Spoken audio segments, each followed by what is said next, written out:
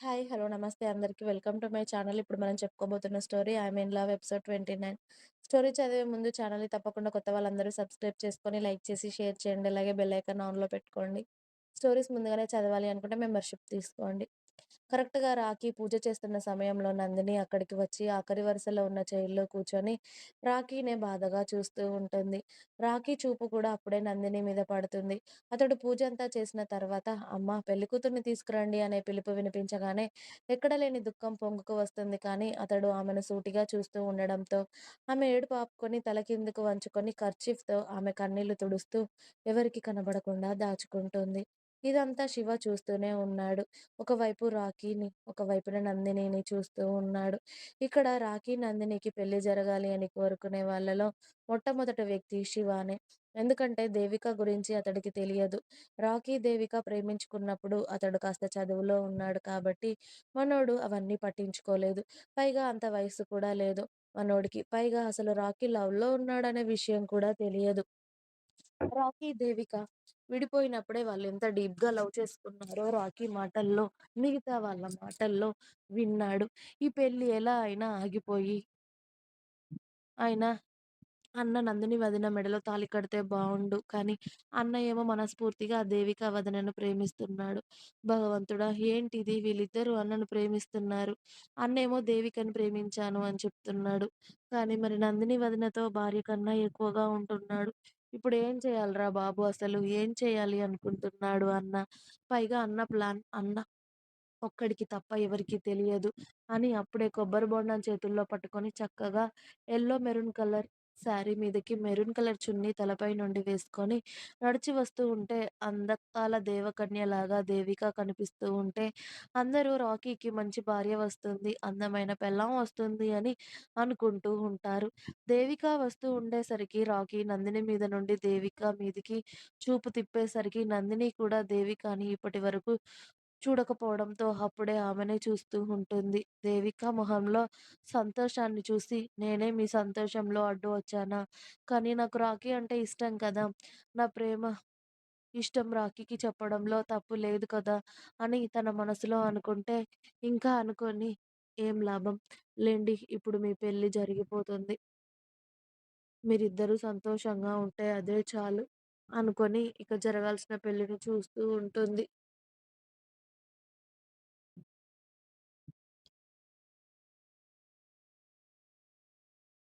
10 అడుగుల్లో పెళ్లి మండపంలోకి అడుగుపెడుతుందనగా దేవిక తన చేతుల్లో నుండి కొబ్బరి బోండం వదిలేసి ఆమె కళ్ళు మూసుకుపోతూ ఉంటే తన తలని గట్టిగా పట్టుకుంటుంది. దేవిక అని అప్పటికే రాఖీ అరుస్తూ ఉండగానే అందరూ చూస్తూ ఉండగానే ఆమె కళ్ళు తిరిగి కింద పడిపోతుంది. ఆమెతో ఉన్నవాళ్ళు కూడా ఆమె బుగ్గలు తడుతూ ఆమె మొహం మీద నీళ్లు చిలకరిస్తూ ఉన్నా కూడా ఆమె ఎంతకీ లేవడం లేదు అసలు. రాకీ మండపం నుండి దిగి ఫాస్ట్‌గా దేవిక దగ్గరికొచ్చి, ఆమెను ఒడిలోకి తీసుకొని "దేవిక, దేవిక రేయ్ వాటర్ ఇవ్వండి" అన్నాడు. ఆమెకు వాటర్ తాగించినా తాగలేకపోతుంది. ఇక ఆమె స్పృహలోకి అస్సలు రావట్లేదు అని చెప్పి, రాకీ వాళ్ళ మనుషుల వైపు చూడడంతో వెంటనే ఒకతడు వెళ్లి కార్ స్టార్ట్ చేసి పెట్టాడు. ఆమెను హాస్పిటల్‌కి తీసుకెళ్లడానికి. అతడి బాసికం తీసి పడేసి దేవికని ఎత్తుకొని కారులో కూర్చుంటూ, "శివ మీ వదినని ఇంటి దగ్గర డ్రాప్ చెయి" అని చెప్పి రాకీ దేవికను తీసుకొని హాస్పిటల్‌కి వెళ్ళాడు. రాకీ హాస్పిటల్ వాళ్ళకి చాలా బాగా తెలిసి ఉండడంతో దేవికని వెంటనే అడ్మిట్ చేసుకొని ఆమెకు సెలైన్స్ పెడుతూ ఇంజెక్షన్స్ చేస్తూ ఉన్నారు. అలా స్పృహ తప్పి ఎందుకు పడిపోయిందో అని. గంట తర్వాత ట్రీట్మెంట్ అంతా పూర్తయిన తర్వాత డాక్టర్ గారు బయటకు రావడంతో "ఏం జరిగింది తనకి?" అని అడిగాడు రాకీ. అప్పటికే వేరే డ్రెస్‌లోకి మారిపోయాడు. "తను ప్రెగ్నెంట్ రాకీ" అని చెప్పారు డాక్టర్ గారు. "ఓకే. తనని ఎప్పుడు డిశ్చార్జ్ చేస్తారు డాక్టర్ గారు?" అని అడిగాడు. "సెలైన్ కంప్లీట్ అయ్యాక తీసుకెళ్ళిపోవచ్చు రాకీ. తనకి అలాగే మెడిసిన్ ఇవ్వమంటారా?" అని అడిగారు డాక్టర్ గారు. "ఇవ్వండి. సెలైన్ కంప్లీట్ అయిన తర్వాత చెప్పండి" అని చెప్పి రాకీ అక్కడే కూర్చున్నాడు. రాకీతో వచ్చిన వాళ్ళందరూ కూడా బయటే ఉన్నారు.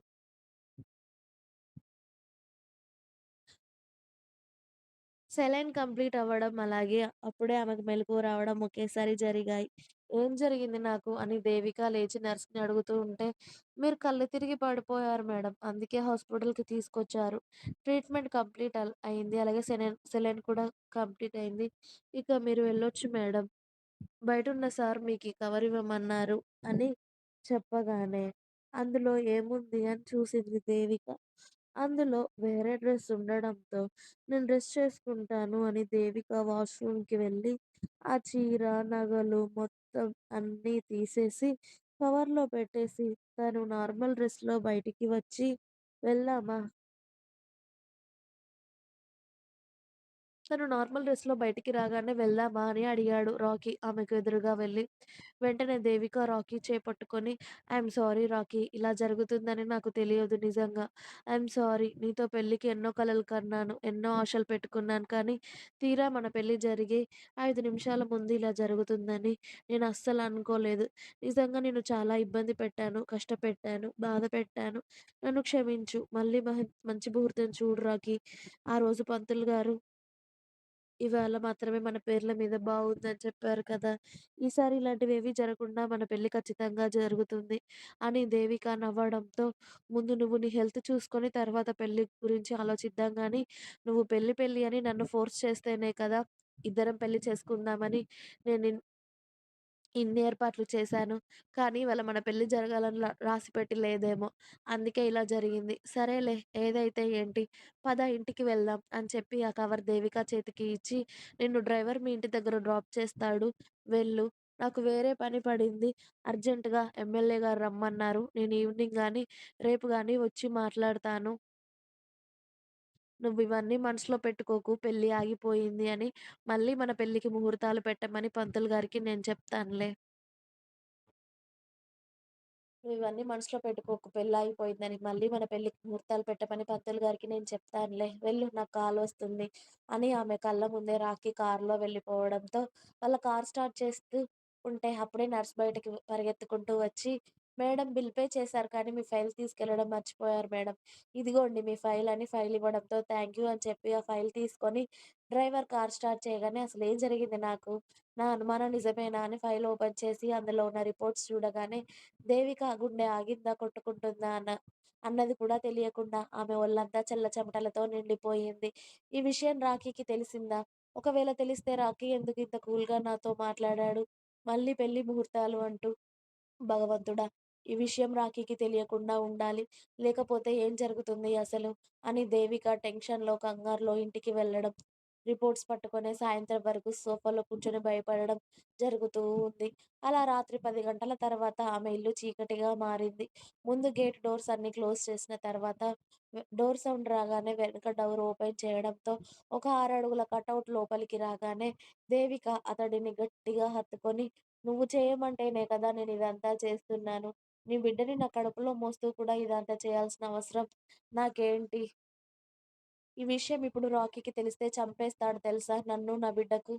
ఏమైనా అయితే నేను తట్టుకోలేను అని దేవిక ఏడుస్తూ ఉంటే, అప్పుడే ఆ ఇంట్లో మొత్తం లైట్లు వెలగడం, వాళ్ళ ముందు ఉన్న సోఫాలో రాకీ కాలు మీద కాలు వేసుకొని ఆ సోఫా పొడవున ఒక చెయ్యి వేసి, ఇంకో చేతిలో సిగరెట్ తాగుతూ, పొగ వదులుతూ దేవికాని ఆమె హత్తుకున్న అతడిని చూస్తూ ఉన్నాడు. ఇంకా ఉంది. మీకు నా స్టోరీస్ నచ్చినట్టయితే ప్లీజ్ లైక్ చేయండి, షేర్ చేయండి. అలాగే ఛానల్‌ని తప్పకుండా కొత్త వాళ్ళందరూ సబ్స్క్రైబ్ చేయండి. Please subscribe my channel. Thanks for watching my video. By by. Please like, share and subscribe.